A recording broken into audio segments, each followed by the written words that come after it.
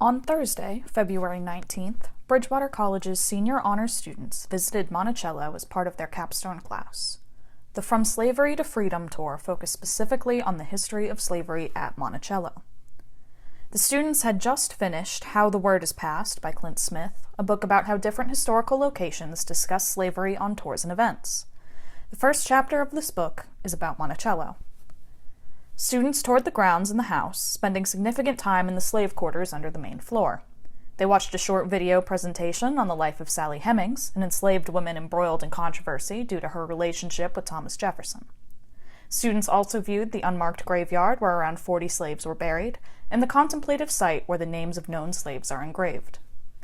Flory Honors director and professor of world languages, Christopher James, said he hoped that students learned something significant.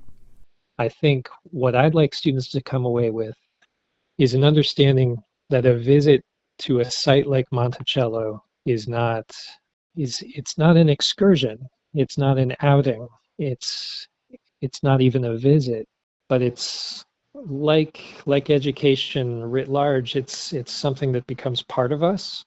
Senior honors student and class of 2026 president Mackenzie Buckley said the trip was different than other times she had been there. Very different from my first trip, where it was just a tour of the house and we talked about the architecture and Thomas Jefferson and really skipped over the whole slavery aspect of the plantation. The Monticello website describes the 2.5-hour From Slavery to Freedom tour as the grounds being presented through the perspectives of enslaved people who lived and labored on the plantation. I still think if you were to just go on the general tour, you're missing an entire aspect of Monticello's history. Buckley said that what stood out to her the most from the trip were the bricks on the exterior of the house, in which the fingerprints of enslaved children can be seen. It was very physical.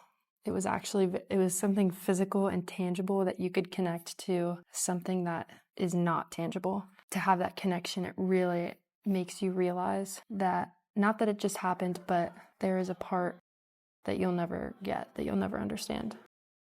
Getting Word, the African American History Department at Monticello, states that their mission is to record and preserve the family histories of the over 610 people enslaved by Jefferson in his time. James says that he hopes that students took something out of the tour.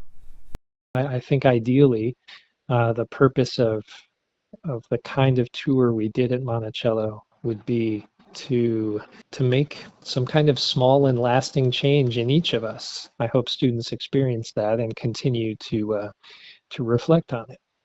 For BC Voice, I'm Meredith Shiner.